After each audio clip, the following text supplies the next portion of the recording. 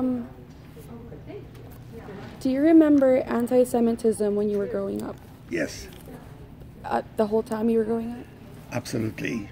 I grew up in Germany, Yeah. so I was at the cradle of things. I was born in 1925, and by the age of 7, you grow up in Europe a little bit faster than you do here. I suppose the simple reason was that in order to grow up, in our time, we had to read a lot. We didn't have computers. We didn't have iPhones. We occupied our brains with books. And by doing so, you grow up faster, meaning that by the age of 7, you can listen what's going on in your neighborhood. You have friends who are wonderful. They're not Jewish, they're Christians. Your neighbors, you live with them. They don't care about us. We, as Jewish kids, my brother and I was the youngest one of 3 siblings, belonged to a sports club. Yeah. And no one ever said that we couldn't. But as anti-Semitism was progressing because of the Nazi Party trying to come power, then things started to change. Suddenly they were making remarks. You are not allowed to come here anymore. This is only for Germans, for Aryan people. They considered Aryans to be some special type of Germans who were the preferred people, blonde and blue-eyed. We were not. Yes. Even though my friend Günther didn't have blonde hair either. But nevertheless, I attended school for 3 years, and I had my desk up front as usual. That was in 1932, up to 1932. Then suddenly, when Hitler the next year becomes chancellor, suddenly I cannot sit at my desk anymore. I'm going to be sitting in the back row, and I will not participate in his school activities. Well, there's anti-Semitism in its full swing. Yeah. You're being completely ignored. You lose your rights as a citizen, as a human being. And from this point on, in 1933, it almost was an impossibility to live there. I mean, my friends, my neighbor, they didn't want to talk to me. Work for my dad ceased. If somebody, like friends of ours, they had a little store, a bakery, they had to close it down. Stormtroopers would be standing in front of their stores that would let no one in. So anti-Semitism was in its worst way displayed. And especially since Germany was in a very bad situation as far as the economy is concerned, because they lost World War I, and they blamed it on the Jews. And for some strange reason, when things are bad in any country at any time, you always can blame the minority. Unfortunately, during the time of Hitler in 1933, the only minority they had around was the Jews. Yeah. There was nothing else. There was nobody else. So yes, they took it out on us.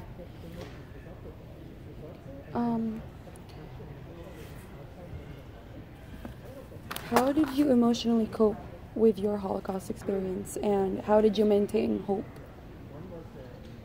Education and the way you were being brought up by your parents. I think that's the key. When you grow up with respect, this is what they drill into your mind. You have to respect yourself, and you have to respect everyone else, including your enemies. And that's very tough, especially when I currently go to schools and I ask the students, would you respect your enemy? And of course they say no. And unfortunately, The right answer is yes. Regardless of what, everyone is a human being. And as such, you have to respect that part. So our parents drilled that. They said, look, respect your enemies as well. Mm-hmm. Be respectful. You don't have to love them, you don't have to like them, but you still can respect them. Mm-hmm. The idea is very simple, and it turns out to be when it was really needed and when you showed respect, well, here I am. Yeah. So that was important. Why didn't you or your family leave when it was happening? Like, you know. To leave a country in Europe at any time, number one, you need some money. Travel.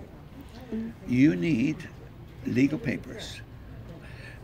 There was such a thing that you have to have an exit visa mm-hmm. from the country you're moving, and you have an entry visa from a country you want to go into. You could not just simply walk over a border, mm-hmm.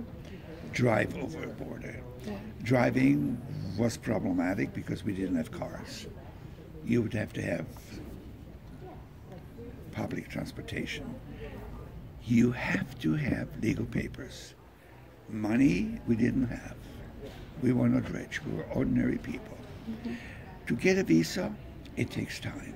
No matter when, no matter who, it takes time.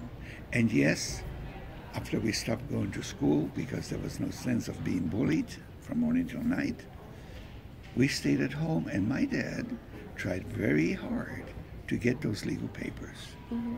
So imagine, it took from 1933 to mid-1936 to get legal papers. Mm-hmm. So in mid-1936, we actually got tickets and went on a train legally to Poland. Mm-hmm. And yes, in 1936, there was a good life in Poland for us. Had to learn a new language, but so what? Yeah. But the people with money, no matter which country you are in the world at any time, if you want to have your visa done faster, all you have to do, give them some money. Yeah. You pay for it. Did you live in the ghetto? Yes. And did you ever go to school or work in the ghetto? Not school, work, yes. Work. Every day. If so, can you talk about your life there? Excuse me, work was compulsory. It wasn't that you wanted to get a job and work and get paid. Yeah. You had to work, and you would not get paid. Mm-hmm. This was the way it was. I was in the ghetto for 2 years. 2 years. So your whole life there, you just worked? You had to work from every day. What kind of conditions did you work under? The conditions? Well, first of all, you're being watched continuously. You're on details, and there might be a detail of 12 people or a detail of 50 people, depending where they send you.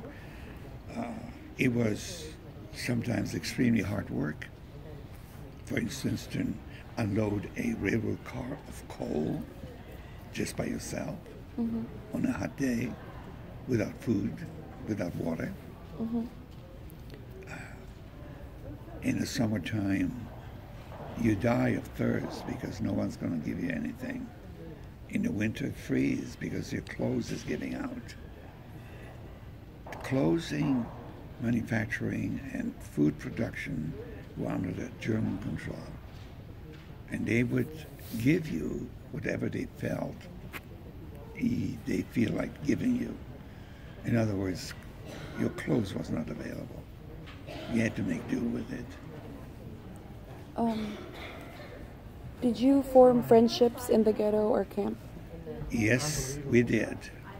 In the very beginning, we formed, especially in the ghetto, and unfortunately, those friends would disappear and never come back. Mm-hmm. And you made new friends, and the same thing would happen. And then finally, you do not make any more friends because it hurts to lose them. Yeah. Did you encounter any Germans or Nazis that tried to help you? Yes, quite a few of them. They're also responsible for me being right here. They were Nazis, as a matter of fact, and they were good. They were Gestapo people, which is the worst. If you Google Gestapo, you'll see that they were the secret state police, and they're being feared even by the Germans themselves. How did the Holocaust influence your faith? And can you say whether or not it strengthened or weakened your faith?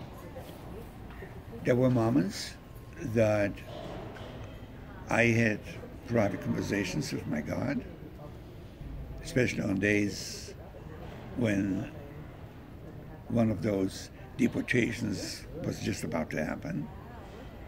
And the result of a deportation in the ghetto was extremely violent. And you had to wait until the whistle blows. And I had time, and I looked up in the sky and I said to him, this is going to happen. You're going to see it, and you will allow it. I lost faith in him right there and then. And I told him, I will never, if I live, I will never go back to the house of prayer. And when the whistle blew, I turned around at the door, and I turned around and I said, one thing I will do. I will obey your 10 commandments. And I kept them.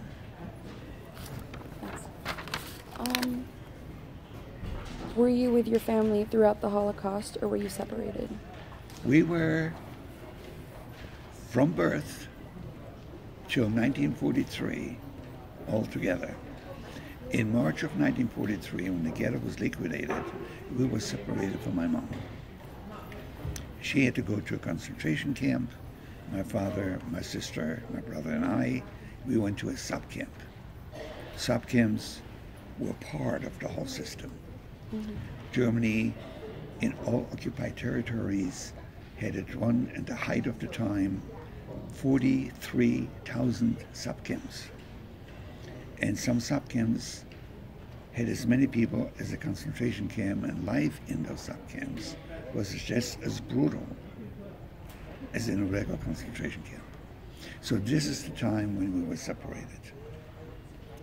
How did you cope with losing family and friends? It was extremely hard to overcome anything like this. The only ones close to my family when we were losing in the beginning were uncles, aunts, cousins. And it was hard to swallow. It was hard to believe that this actually is happening. And the same thing with friends, because you develop a relationship which is very close. But then something else enters, because you suddenly realize that we all are in the same boat. It's just a matter of time. When is it going to be our turn? Not if, but when. And you have only two choices. You can lie down and die and give up, or you can say no. And another thing which our parents taught us, that no is not an option ever in your life. Never say you cannot do it. Not an option.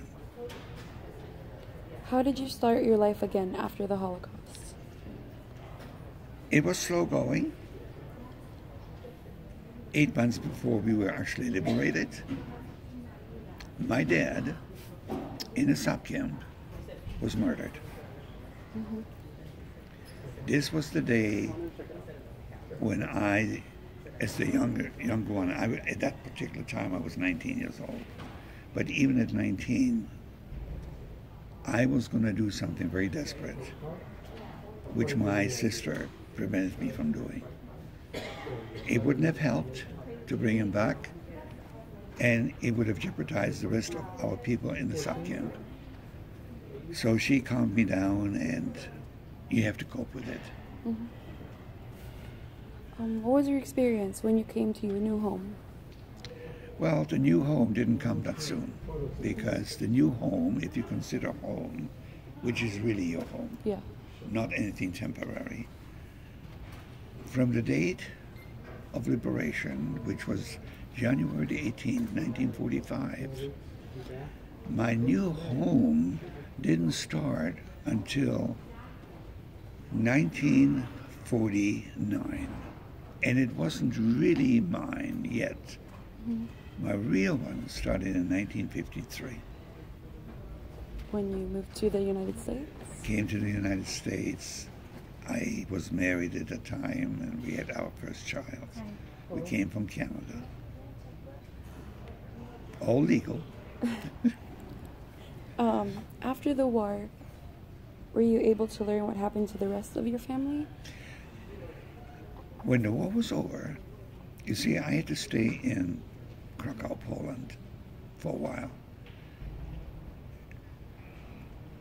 When you will listen to this, you will find out why. Long story. Mm.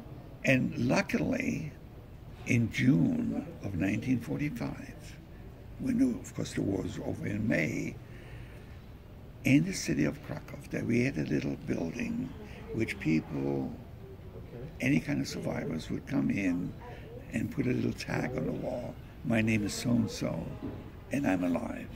Mm-hmm. And someone put a tag on that my mom was alive. And I went and I asked in the building, where would I find her? And they said, go to this room. And I walked in, and there were women sitting there, and I looked at each of them very carefully, and I was saddened because I couldn't see my mom. Mm-hmm. The lady in charge said no one picked her up. She looked at her chart, and she said, she's here. I looked again. And I almost was ready to walk out, and that faint voice says, Oskar, I'm your mother. And I went back and I looked at that woman, and she was beyond recognition. The last I've seen her was in March of 1943. Correction, it was the end of 1943, because she was in a concentration camp outside the city of Krakow. I have to bring this in because this is something very, very, very unusual. It has never happened in the Holocaust, anywhere. Mm-hmm. It never happened, but it happened for us. And it was caused by and arranged by a Nazi officer from the subcamps where we worked. And he took us, my dad was still alive, my sister, my brother, and I, to that concentration camp outside the city of Krakow for a visit to visit my mom. Mm-hmm. Now, to you that sounds, okay, that's easy. You go for a visit. There's no such thing as visiting a concentration camp. Mm-hmm. You might have been a German officer to go and see what's going on. But we, as Jews, to visit a mom, Mm-hmm. my aunt and my cousin, unheard of. It was one of a kind. So at that particular time, she still looked well. Yeah. She started to get down when she entered the subcamp.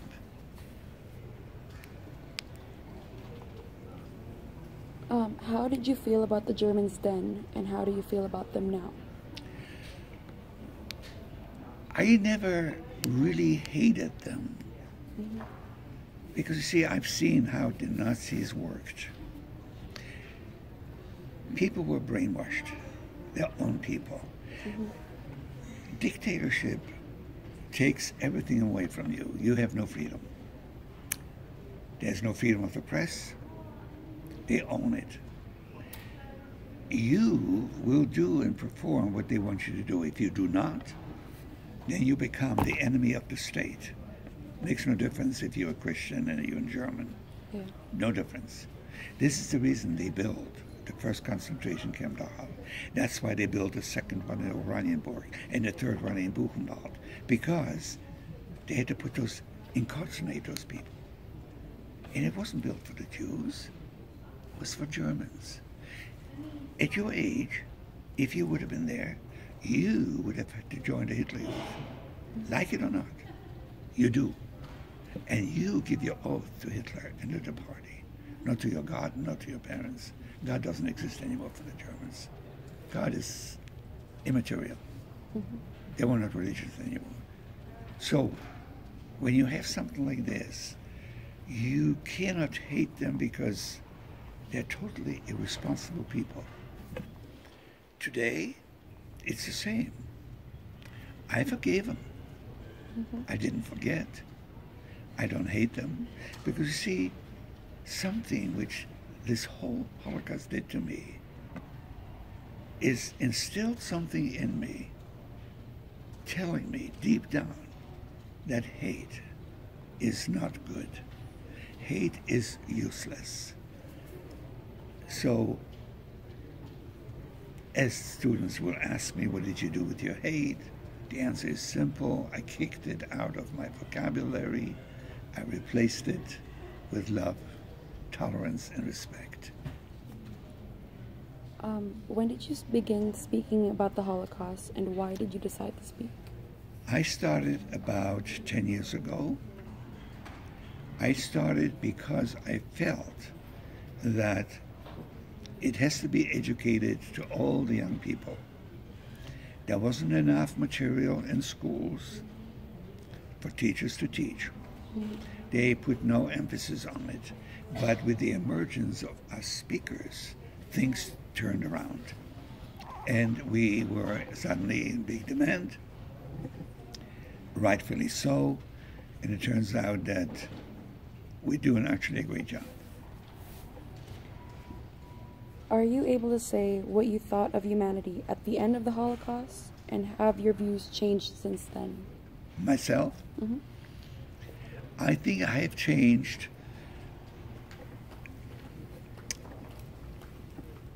only in age. Deep down in my soul and my beliefs, I didn't. I love people. I love life. I love nature. Nature I love tremendously. It always was that way. So nothing changed there. Yeah. I befriend people because I like to. I don't hate them. If I were, then I just don't associate with them. Yeah. But I never say I hate you. I might dislike you, but that's a far cry from that. I'm a happy person. I just, off the record, I had to go and see my dad, and I just want to come and say, shake hands with him and say, how you doing? What do you believe we can do to fight indifference, hatred, racism, and anti-Semitism today? The simplest thing is to do what we're just doing here. We never met before, right? Now I'm speaking to you, you're speaking to me. You know I'm a Jew, I'm Jewish, you're not. You might have had some preconceived ideas what a Jew is like, and you might have been a little bit apprehensive and say, well, I don't know if I even want to do this. But you're going to walk away with an entirely different perspective. And this is what it takes. When I am speaking to students, I encourage them, which I did, by the way. After the war in Germany, I traveled all over Europe. I had nothing in my pocket, not even a document who I was. Nothing, no ID, no money. But I went from one country to the other to meet people, to learn from their culture. You know what this did to me? Take a guess. The what? The culture, when I learned all the cultures, what did I gain out of it? Friendship and a new perspective. Enrichment. Yeah. Besides friendship, enrichment. I'm rich with it because you learn.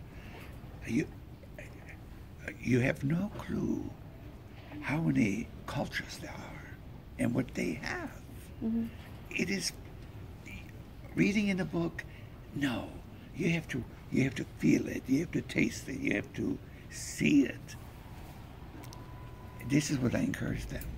Don't shy away and say, I will not talk to this person because they look different. Yeah. They come from somewhere else. I cannot converse with them. Yes, you can converse. It doesn't matter where they come from. Skin color, religion, all this is just, it is something which we people, we humans created. We're all created equal. Get to know people, talk to them, and you'll never have an enemy. You never will. As a result of all that you experienced, both during and since the Holocaust, and know about this world, are you optimistic about the future? I believe in humanity. I think they will come to their senses. Sometimes it's self-inflicted. I said to one religious lady once, very religious, she greeted me at the door with a Bible in her hand and she never let go of it. And she asked me the same question. And I told her that. However, I said, you know, it might take thousands of years. And she said, why? I said, well, you know, for people to understand finally that we must get along, there's something wrong. There's something disconnect in our brains, and the possibility, and this is where she threw the Bible down, the possibility that God made a mistake and he created mutants, us. Not so. I said, that but there's help. Even mutants can learn in time.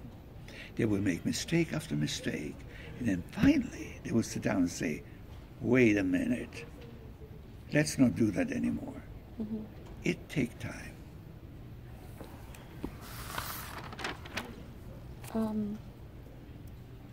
Before anything, your community, what was it like before anything happened? A community? Your community that you lived in, what was it like? Oh, the community was, it was tight-knit. It was open. Yeah. Again, it was open, so we were mingling with everyone. Okay, you have a friend. You make a brand new friend. When I came to Poland. In Poland, the majority of the people, 99.9%, they are Roman Catholic. Roman Catholic is something you have no clue what it actually means. It's very regimented, it's very strict. And that young man, my age, classmate, we became the best friends. And we had money to use the streetcar, which is a tram, so we shouldn't ruin our shoes. But we preferred to walk because we wanted to save the money to go to the movies once a week. So we were the very best of friends. He told me, he says, according to my religion, I must step into the